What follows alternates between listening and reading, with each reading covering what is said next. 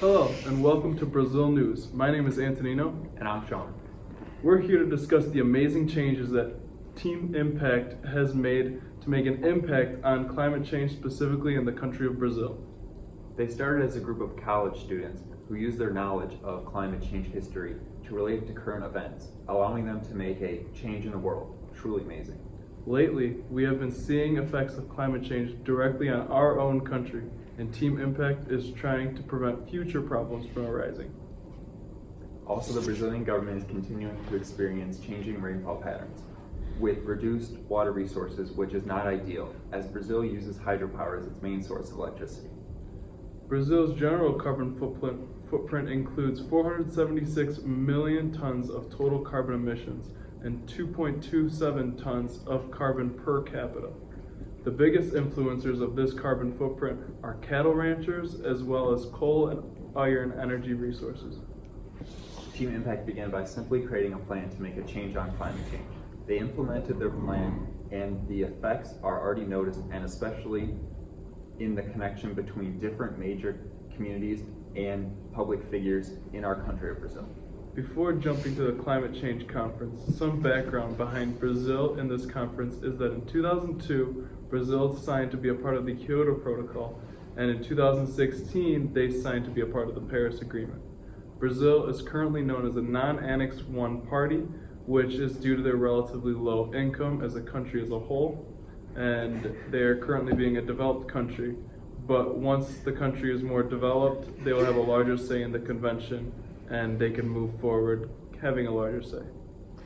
The members in this conference include the indigenous people, a representative of the city of Rio, as well as the mayor of Rio, representing the government. We currently have a reporter representing Brazil News there right now, who will share with us the amazing changes Team Impact has done with their clients. Now up to you, Olivia. Hi, I'm here with Connor, an Indigenous representative, here to ask him about his thoughts about the Yanomami and their feelings about climate change. Hi, my clients, the Yanomami people, are very concerned about climate change because it affects them in many different ways that most people don't know about. And when we were inside the conference, Team Impact showed a bunch of slides about the Yanomami and how it affects them, and I felt they were really impactful in their conversations.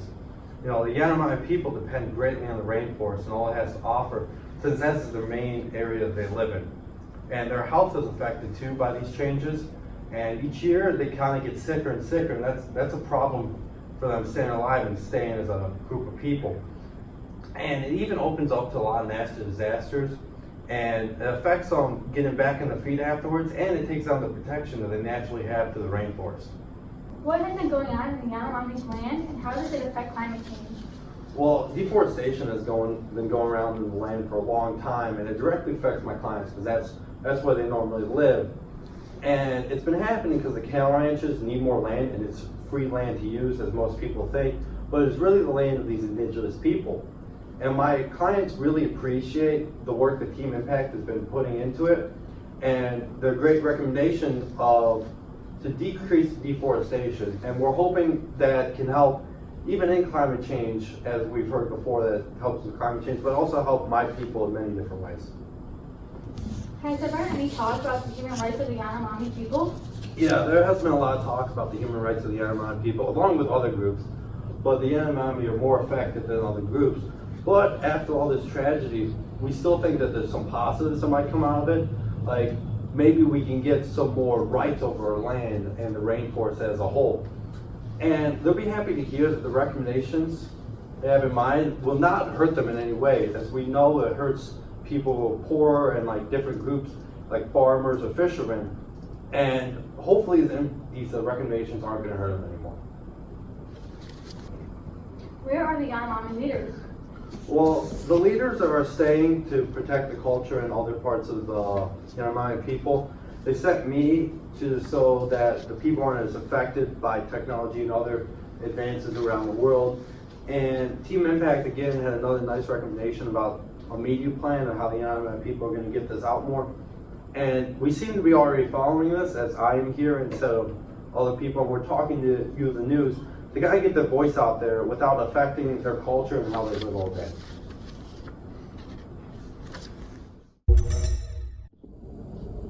Hey Sean, I think I'm getting feedback from Olivia right now that says that she just found a Team Impact member that she's going to go and talk to. Let's go get that interview. We're here with Miss Chick, a member of Team Impact. Can you tell us about Team Impact? We started with 7 people: Antonina, Sean, Olivia, Max, Alice, Connor, and myself. We have expanded to a much larger organization with several different aspects such as government, city, and indigenous people correspondence, along with public correspondence. Can you give us any information on the research or recommendation that Team Impact has found? Actually, we would like to leave that for the office publication and for what our clients think, since they are the ones who are most affected by our recommendations. What things are you doing to reach out to the younger generation of the public? That is an amazing question, Olivia. We actually just released our climate change game called Climate Choice. It is a game that combines new modern technology, including cell phones and virtual reality, to the effects of climate change, basically allowing people to understand how they are affecting the climate by letting them live through a virtual reality. The game works like this. 3 doors will initially appear on the screen where there will be 3 options to choose from. Each option will have a different outcome. An example of this includes choosing 3 options for a mode of transportation, driving, busing, and walking. Each choice will lead to the addition of a different amount of points depending on the path taken. After choosing a door, for example, the driving door, it would put the character into a vehicle and fog up 20% of the screen to demonstrate that they lost 20% of their overall points. Once they surpass 15 points, the game will end and the screen will turn entirely dark due to fog. A similar outcome will happen for busing, which is public transport, and biking or walking. The goal of this game is to allow the user to understand their carbon footprint in a fun way using virtual reality. This is perfect for the use of the world to demonstrate how their decisions can impact their carbon footprint. Has Team Impact done anything creatively to show the people of Brazil the effects of climate change? Besides the game, we also worked on creating a piece of art that is a floating inflatable globe that floats throughout the different rivers within Brazil. In this globe, it will demonstrate 2 sides, one where climate change destroys the world, and the other side that demonstrates a world without climate change. And the main question for this art piece is, which world do you want? Overall, we hope that this piece of art will show all of the people of Brazil that the world can either be beautiful or filled with cities and cut down trees, and hope that people will look at this piece of art and have a different perspective on climate change. Thank you. I'm here with Max, a government representative, to ask him some questions about the government's role in climate change action plans. What do you believe needs to be done in the future regarding climate change? Climate change is a huge issue right now, and government should play a leader role to solve all the problems. We will provide information to citizens and to help them on reducing daily emissions. We hope to inspire all the people of Brazil to take control of their action to lower emission and reducing waste to slow down the growth of climate change. In order to do this, we plan on posting information on advertisement and newspapers to share this to our citizens. To add, we will create laws and legal framework to regulate climate change. At the same time, the main goal is to fulfill human rights. The right holder and the entitlement should be identified as well as their corresponding duty. One of these laws is a cap and trade implementation, which includes setting an amount of emission that a company can emit to the atmosphere. If company wants to emit more, they have to buy a separate company's caps, and we believe this will allow us to lower emission quickly and efficiently. What are some recent projects Brazil has been working on to lower its emissions? We are currently focusing on economy right now, and it is always a need to continue to develop the country of Brazil. One major vulnerability that Brazil has been facing, including poor water resources and reduced water supply. This is a problem that directly impacts the government due to the fact that 80% of our country's electricity directly comes from hydropower. In order to prevent this from happening, the government is working toward other renewable sources of energy. At the same time, continuing to use hydropower, but also working on other energy sources. Therefore, we can directly working on improving our vulnerability from climate change and lower our emissions while doing so. So earlier this year, we signed on to the REDD Plus in efforts to reduce deforestation and forest degradation. So we were actually the first country to voluntarily submit to this plan. It is important that as a nation we protect the indigenous people's land. And through the agreement, we hope to show the world that we do care about the earth.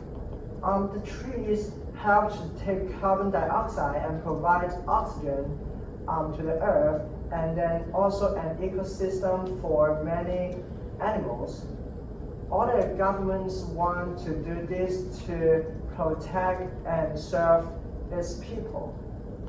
We have hosted many conventions on climate change and want the people to know we take this very seriously. Yes, we do sometimes do things against climate change if the cost is far more than the advantage. But as the government, it is always our duty to weigh every option and choose which one is the best for our nation. Thank you for your time. And now we're going to go off to Sean's twin brother Sheen to talk about the weather in Brazil. Thanks for throwing over to me, Nino. So as you can see, there's some high, heavy winds coming in towards the northeast, all across Brazil and through the mountain range. And as you can see, there's also going to be a lot of lightning and rain and thunder and snow coming through the area, which is not good for the inhabitants of Brazil. There's been a lot of flooding this year, big flood season, and hopefully everybody stays safe out there. Hello, I'm here with Alice, a representative of the city of Rio. We're here to ask her a few questions. What are the problems Rio is facing now, and is climate change the reason for these problems? Okay, over the past years, flooding has gotten visibly worse. Rather than that, there are more issues have been seen lately. As you can see, Rio is vulnerable through rising sea levels, negative health effects, flooding, and economic inequalities in city because of the rising temperatures. And from 1960, Rio area grew by roughly 7 million people and has since developed spread into areas that used to be rural or forest. As a result, for a combination of increasing global climate change, a history of deforestation and urbanization, and the general lack of political will to proactively tackle environmental challenges, Rio is experiencing a growing number of natural disasters with drastic consequences. What has Rio been doing to fight back against climate change? Okay, well, as we are taking actions on climate change, we want to lower our carbon footprint in a practical way. So as you can see, we have a zero carbon policy, which we want to work to make Rio to have zero carbon by 2050. And also, so we also have a low carbon city development program, which includes the urban reforestation and maintenance program, and the local bicycling system featuring a new bike rental project called Bike Rail, and also the expansion of bicycle paths. Last question. What would need to be done in the future? As the climate continues to become warmer, and Rio is the largest coastal city in Brazil, there are some adaptations that must be done according to the adapting plan team impact created. So creating emergency response plan to help people be prepared and stay safe through the dangerous storms. As the deforestation continues, adapting to an increase in temperature and looking for other resources of fresh water will be necessary. Because the evaporation of the rainforest. And so coastal area we need to prepare for water level rising and moving more inland because of the rising in sea levels. And media is a useful way to prove information about climate change and spread the word in an efficient and effective way. With a large population in Rio, this could be an easier way to get everyone's attention. Thanks, Olivia, for that great interview. We're now going to cut it over to Carter with sports. Thank you, Sean. Sad news in sports today. Due to the incoming weather that Sheen had predicted earlier, the Brazilian national team and Argentina national team international competition has been canceled. It'll be rescheduled, we have no idea when, probably a week from now. So keep your eyes open for that. We have no other sports news at this time, so we're sending it back to Olivia with more interviews. We're here with Allie, an anti-climate change activist, to talk about her thoughts on climate change. What do you have to say? What climate change is a bunch of doomsday predictions. Scientists are just forecasting events on what might happen in the next 10, 20, or 100 years, when they don't know for sure what actually might happen. Instead of focusing on the misleading information of what climate change might do to the future of our country, we need to focus more on Brazil's economy. For instance, if the cutting down of trees in the Amazon helps our economy generate more revenue, increase employment, and produces materials, why not utilize it? We have this great rainforest in our backyard, and what climate change advocates want us to do with it is absolutely nothing. By doing nothing, we are not maximizing our production in this country. We need to start paying attention to the views our president has on climate change. What are your thoughts on the fossil fuel industry? The history of fossil fuel burning has only created a more competitive industry for Brazil, resulting in the growth of Brazil's economy and an increase in industrialization, where production was booming. Without the energy needed from burning fossil fuels, we would not be where we are today. You brought up the economy. Can you explain why policies to help climate change could affect the economy? Brazil has become a top producer of oil. The oil economy brings a lot of money to the country. In order to keep our country as a top oil producer, we need to expand this economy. That means to forget about the climate change dispute and focus on making Brazil wealthier and creating a more extensive oil industry. This will also provide more lucrative jobs for many of our citizens. Do you have any thoughts about Brazil's involvement in the UNFCCC? Yeah, and another key point is how our involvement in the Kyoto Protocol did nothing for us, given the fact that it later failed. Therefore, why would we think signing the Paris Agreement, UNFCCC, in red would benefit us? These agreements are a bunch of nonsense that are trying to get countries to take sides on the same topics. These groups won't be able to reach a compromise with all the differences our countries hold.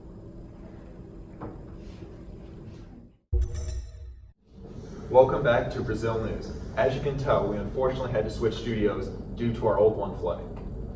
Thanks for the great news though, Olivia. It is always informative to hear about the people who are affected directly by climate change in our region.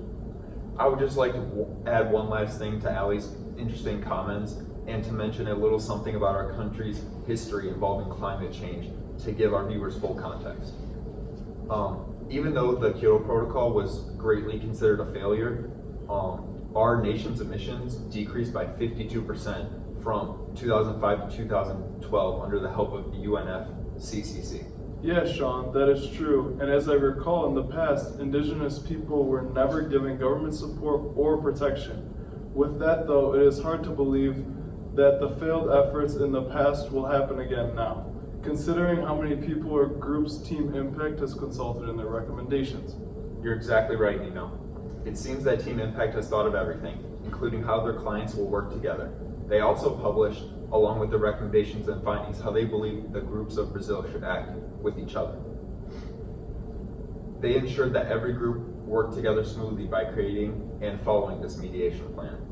In order to make sure each respective client is happy with the decisions. A meeting was set up between the top government environmental figures, as well as somebody to represent the farming and fishing communities, the mayor of Rio, and representatives for the indigenous people of the Yanomami.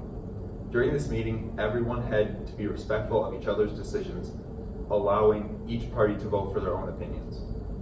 This meeting began with each group saying how they are currently being negatively impacted by the climate change and how they think they can improve on in the future. While this is going on, each group was given a paper to tally what they believe is the more important and least important things that was said. Overall, after each group completed a tally paper, they were given to the think tank members, and the think tank then began research and recommendations based on what they saw from the tallies. With all this in mind, Team Impact had to keep in mind all of the group's weaknesses and strengths. For Brazil, they had to be aware of their vulnerability of deforestation and reduced water supply due to the changing rainfall patterns. However, they have a big opportunity to expand cattle ranges. For Rio, they had to be aware of their vulnerability to temperature rising, sea level rising, as well as increasing disease rates, as well as their opportunity to follow a zero carbon policy by 2050. For the Yanomami, Team Impact focused on the big opportunity of possibly receiving rights to their own land, as well as their vulnerability, including diseases and government destroying their forests. At the end of the day, all of this came together for Team Impact to release the results of their highly anticipated Brazilian climate change solutions. We hope we speak for the people of Brazil when we can say that we believe if everyone puts aside their differences and focuses on the planet, we will be leaders of climate change. Have a great day, Brazil. Remember, anything you can do can have a huge impact on our planet. I'm Nino. And I'm Sean. Thank you as always for tuning in to Brazil News. Have a great night.